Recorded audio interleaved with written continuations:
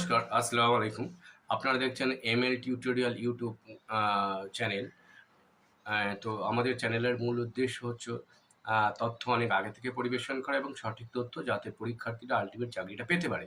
এখন বহু চর্চিত বিষয় আ যে মাদ্রাস সার্ভিস কমিশন যে নোটিফিকেশন দিয়েছে, সেই নোটিফিকেশনের যে পোস্টগুলি কোন পোস্টগুলিতে নিয়োগ করা হবে, ওই পোস্টগুলির শিক্ষাগত যোগ্যতা কী এবং এজ লিমিট পরিষ্কার কিন্তু কিছুদিন আগে বেরিয়েছিল কলকাতা গেজেট এক্সট্রাঅর্ডিনারিতে এপ্রিল 19, 2023-এ। সেখানে পরিষ্কারভাবে উল্লেখ করা আছে কোন পোস্ট এবং সেই পোস্টগুলোর যোগ্যতা কী এবং এজ লিমিট কী। সেখান থেকে আমি এটা অধ্যয়ন করছি। তো নেম অফ দ্য পোস্ট আছে assistant teacher for the post of work education in different type of Madras, অর্থাৎ ওয়ার্ক এডুকেশনের শিক্ষক শিক্ষিকা নিয়োগ করা হবে, তার যোগ্যতা কী। এসেন্সিয়াল কোয়ালিফিকেশন হচ্ছে graduate from a recognised university with post graduate basic training or work education as a subject in bachelor of higher education in regular course from a teacher's training institution duly recognized by the National Council for the Teacher Education. অর্থাৎ work এডুকেশনের teacher হতে গেলে essential qualification অনেকগুলোই আছে। তার মধ্যে প্রথম যে কোয়ালিফিকেশনটা লাগছে সেটা হচ্ছে graduate from recognised university with post graduate basic training or work education as a subject in bachelor of education in regular course from teachers training, অর্থাৎ গ্র্যাজুয়েশন লাগবে। গ্র্যাজুয়েশন করার পর বেসিক ট্রেনিং যারা করেছে অথবা ওয়ার্ক এডুকেশন একটা সাবজেক্ট ছিল ব্যাচেলার অফ এডুকেশন অর্থাৎ বিএডে, তারা এই পরীক্ষায় বসার সুযোগ পাবে এবং ওই বিএডটা কিন্তু অবশ্যই এনসিটি নিয়ম অনুযায়ী রিকগনাইজড হতে হবে। অথবা graduate with degree or diploma in art and craft from any recognised university or any recognised educational institution affiliated to any university. অথবা কী বলছে না, গ্র্যাজুয়েট হতে হবে, গ্র্যাজুয়েট ডিগ্রি থাকতে গ্র্যাজুয়েট উইথ ডিগ্রি অথবা ডিপ্লোমা ইন আর্ট ক্রাফট, মানে art ক্রাফটে গ্র্যাজুয়েশন থাকলে বা ডিপ্লোমা থাকলে এই assistant teacher for the post of work education in different types of মাদ্রাসাতে বসতে পারবেন। তাহলে এখানে ডিপ্লোমা বা গ্র্যাজুয়েশন আর্ট অ্যান্ড ক্রাফটে থাকলেও আপনারা বসতে পারবেন। আর কি আছে না, graduate with degree or diploma in tailoring and needle work from any institution duly recognized by the any recognized university from any institute recognized by any department of the government of West Bengal।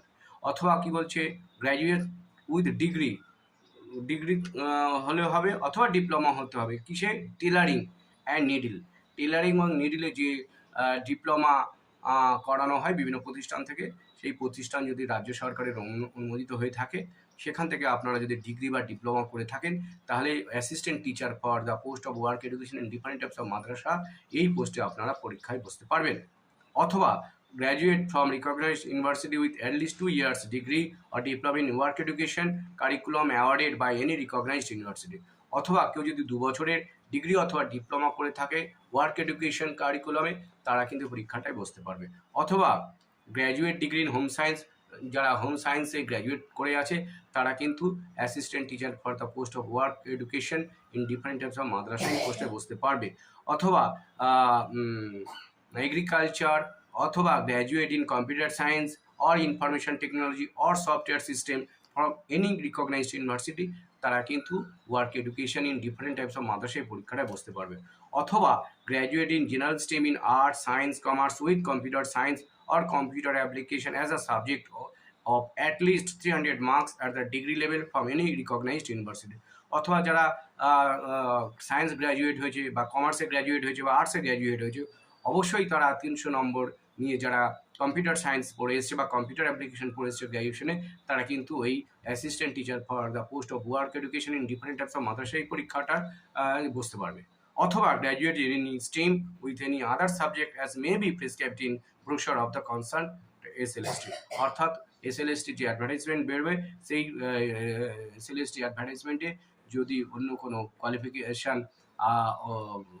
Qualification যারা করেছেন তারাও যদি বসতে পারেন সেই সম্পর্কে বিজ্ঞপ্তি দেবে, তখন তারাও বসতে পারবে।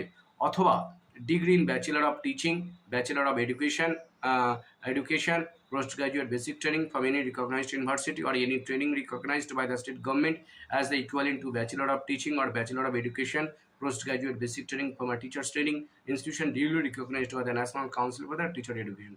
অথবা কারা ব্যাচেলার অফ টিচিং অথবা ব্যাচেলার অফ এডুকেশন আর পোস্ট গ্র্যাজুয়েট বেসিক ট্রেনিং যারা করে রেখেছেন তারা কিন্তু assistant teacher for the post of work education different মাদ্রাসা বসতে পারেন, অথবা post graduation with minimum 55% marks or equivalent grade and 3 year integrated BEd MEd করেছে তারা কিন্তু এই পরীক্ষায় বসতে পারবেন। ডিজারেবল নলেজ কি লাগছে? Knowledge of Madrasa education system, Islamic studies and culture. এই বিষয়ে আপনাদের ভয়ের কোনো কারণ নেই, এই বিষয়ে আমি কিছু ভিডিও করবো, আশা করি ওই ভিডিওগুলো আপনারা দেখলে পরীক্ষায় অ্যান্সার করতে পারবেন।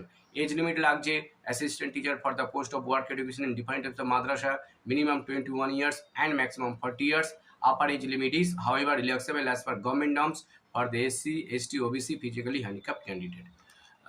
আপনাদের কোনো সন্দেহ বা কোনো কিছু বলার থাকলে প্লিজ আপনারা কমেন্ট করবেন, আমার সাধ্যমতো সেই বিষয়ে আপনাদের সুপরামর্শ দেওয়ার চেষ্টা করব। প্লিজ চ্যানেলটা লাইক এবং সাবস্ক্রাইব করবেন, আপনারা আপনার বন্ধু বান্ধবদের জানাবেন।